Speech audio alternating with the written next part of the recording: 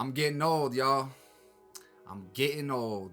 And I say that because it seems like XXL releases these freshman lists every year, and every year I know less and less artists that are on the cover. And I'm not gonna get on my soapbox like I did last year, talking about where are the lyricists, where's the real lyricism at. Nothing like that. But if you look at this year's XXL freshman list, it definitely looks like it's trending more towards that TikTok sound, that viral sound, rather than making a good quality song or worrying about a good quality body of work in general. I mean, I know probably 4, maybe 5 of these artists that are on this list this year, and none of those artists I can see myself putting on the playlist or listening to frequently. And the rest that are on this list, I guess time will tell. Last year was pretty much the same as every year since about 2016, 2017. It was extremely underwhelming when the list got announced, and even more so when you take a look at the production and the quality that came from those artists last year. Last year, the only person that really made noise, in my opinion, was Doechii. I mean, Nardo Wick had a smash with Who Wants Smoke, but after that really failed to capitalize on that momentum, and then he went and got himself locked up, so we won't be hearing from him for a minute. You got Saucy Santana, who's developed into way more of a TV personality than a rapper. Ken the Man and Cali failed to capitalize on the momentum of being on the list. RIP to Big Scar, Babyface Ray, and Baby Tron have definitely made some noise, but I feel like that noise has been contained to just Michigan. And everybody else that I didn't mention from last year's list didn't even show up on my radar. But let's talk about this year's list, starting off with who I think they missed out on. The first one, and probably the most obvious one, Ice Spice. I personally think it was a case of her being bigger than the list, and she probably got offered to be on the list, but thought she was bigger than the list, and ended up declining. We also got Sexy Red, Miss Booty Hole Pink. No. Next is another female who I felt got left off this list.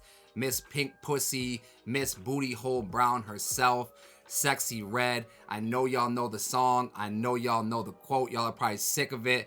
The fact that she isn't on this list is a real head scratcher to me. Next up, we got Saba, who apparently Saba is going to be featured in this magazine, in the XXL Freshman Class magazine, but he's not on the list for some reason. I know he's been around for a minute, but Saba is one of them ones, man. Great body of work. And last but not least, we got Coast Contra. I know Coast Contra is 4 of them, so it'll be kind of difficult to put them on the list of 10 or 11 freshmen, but if y'all been tapped in with Coast Contra, y'all know they've been making noise, and they are hip-hop in its purest form. Back to this article, it reads, the inception of hip-hop, which began 50 years ago this August, can be likened to the formation process of a diamond. Okay. Throughout the application of heat and pressure over certain periods of time, a flawless, imperfect gem is formed, and like rap, the process is all about evolution.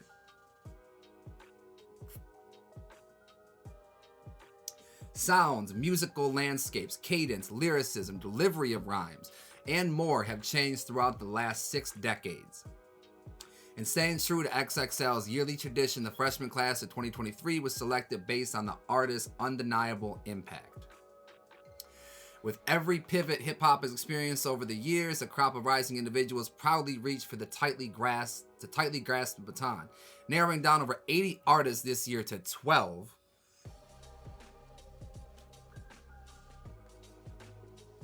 These talents have not only been the cream that has risen to the top, but serve as a representation of the current pulse of this year's sound.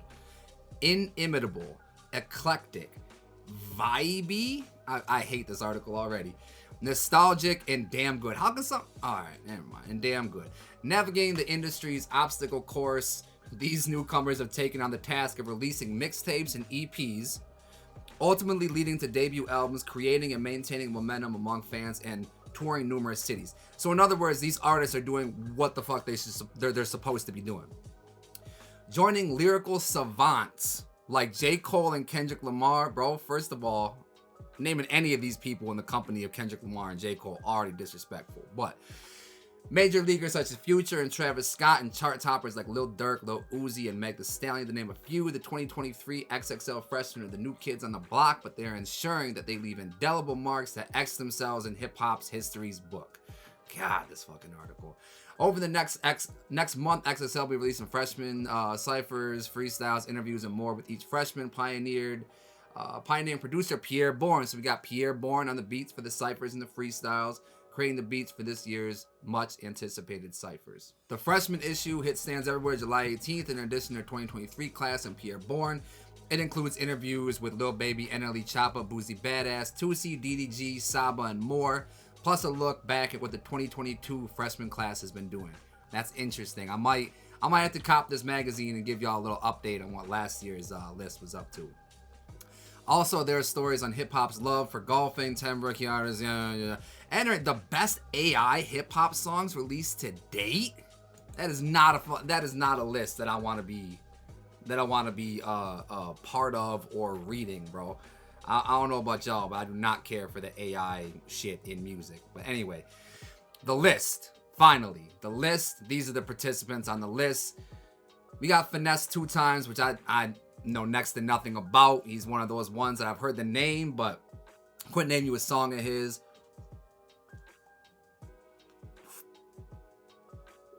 Lola Brooke, I know she got fire.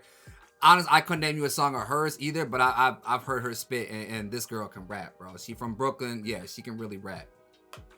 Rob49. Whoa! Somebody let me know something about Rob49.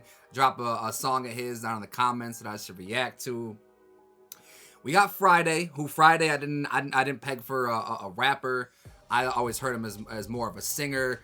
Y'all might have heard him on God's Did by DJ Khaled. A couple other big songs. He's got that big, like, anthemic type voice. Glorilla. Glorilla and there's somebody else on here that are, like, undoubtedly the stars of this XXL freshman list, and Glorilla is one of them ones for sure. She's got star written all over her. Next we got Too Rare, who looked like he was late to the photo shoot and had to hop up out of his barber's chair because he still got the little lineup line painted on him and shit. But another one, I know nothing about him. I haven't even heard that name before. Another one who I haven't heard the name before is Sleazy World Go. And he's one of them ones like, hey, bro, pick a new rap name. You know what I'm saying? Choose this time to do it. This is the time you should have done it. This is the time for rebranding. Sleazy World Go, man. Crazy.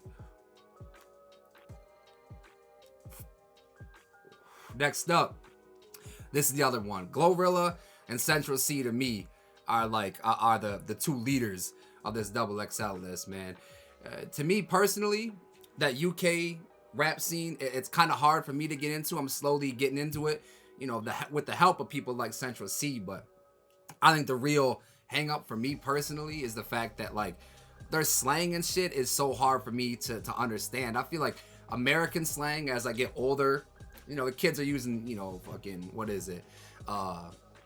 Riz and shit like that. It's like, I'm a little bit behind, but I can kind of understand context clues, figure out what they're talking about. When it comes to the UK scene, though, and the UK slang, I feel like I'm like a couple years behind what they're talking about. So it kind of makes it hard for me to get into and shit. But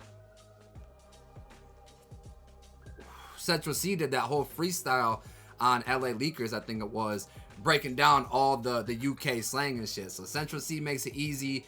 He's got some good bops. How could it be homophobic? My bitch is gay. Like, fuck, might be line of the year. That song going crazy. Next up, we got Real Boston Richie. I would assume he's from Boston, but this little picture right here says he's from Tallahassee. So somebody let me know what's up with Real Boston Richie. We got Lil Tyler. But it's not Lil Tyler, it's Luh Tyler. So I guess props for being a little different, I guess. A little different. Y'all get it? Y'all see what I did there. But yeah, he's from Tallahassee too. So shout out to Florida.